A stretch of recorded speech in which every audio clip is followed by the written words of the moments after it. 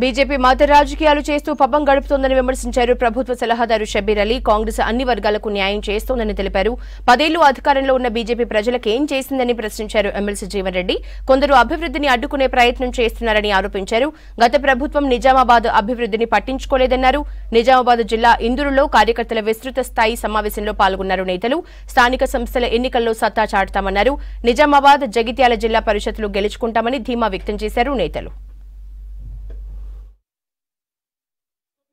ఎత్తగొట్టే విధంగా అని చెప్పి అంటున్నా. కేవలం మత విద్వేషాలు ఎత్తగొట్టే విధంగా ఏదైతుందో సమాజాన్ని చీల్చేటువంటి ఒక కుట్రతోని దయచేసి 3 అంటే 1 మోడీ ప్రభావం, 2 బీఆర్ఎస్ తో ఏదైతుందో ఒప్పందం, 3వది ఏదైతుందో ఈ రెండింటితో కూడా సరిపోదు అన్నట్టు చివరికి ఏదైతే వాడి విశ్వాసం లోపించి ఓటు డబ్బు పంచే స్థాయి కూడా దిగజారిందని చెప్పి అంటున్నా. ఇది ఒకసారి మనం గుర్తుపెట్టుకోవాలని చెప్పండి. ఆడ గార్డు రివర్స్ అయిపోయింది, ఆ గార్డు ఇక్కడ మదం తేలిందని చెప్పండి. ఇక్కడ పార్లమెంట్లో మనం ఆశ్చర్యపడ్డ పొందలేకపోయిన వాస్తవం కూడా చెప్పండి.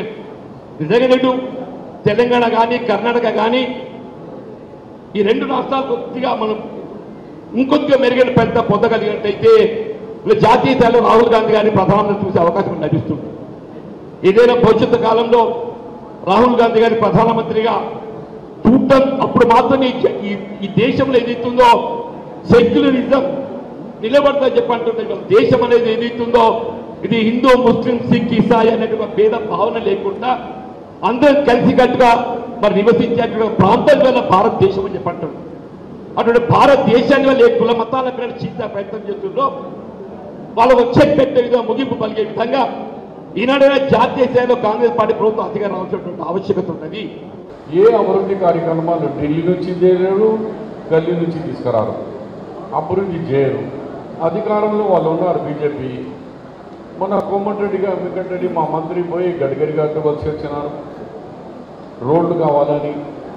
నిన్న మా మంత్రి కరీంనగర్ మన ప్రభాకర్ గారు పోయి కిషన్ రెడ్డిని కలుసుకొని వచ్చినారు.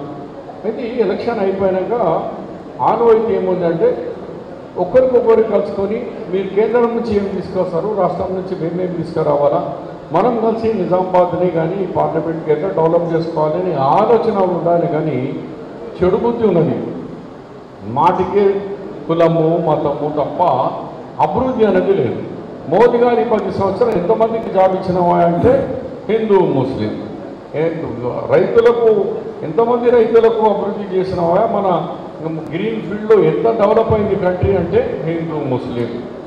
మరి మన ఫైనాన్స్, మన డాలర్ రూపీ వాల్యూ ఎంత పడిపోయిందంటే హిందూ, ముస్లిం, లేకుంటే రిజర్వేషన్. దీని తప్ప సమాధానం లేదు. అందుగురించే వాళ్ళు ఏ దేవుని గురించి మాట్లాడుతూ చెప్తున్నారో అక్కడే మన అయోధ్యలో అక్కడ సమాజ్వాదీ పార్టీ అభ్యర్థి భారీ మెజారిటీతో అక్కడ గెలిచినారు. యూపీ అలాంటి దాంట్లో 43 సీట్స్ మన ఇండియా అలయన్స్కి వచ్చిందంటే మీరు ఒకసారి ఆలోచన చేయండి. మోదీ గారి గాలి ఎంత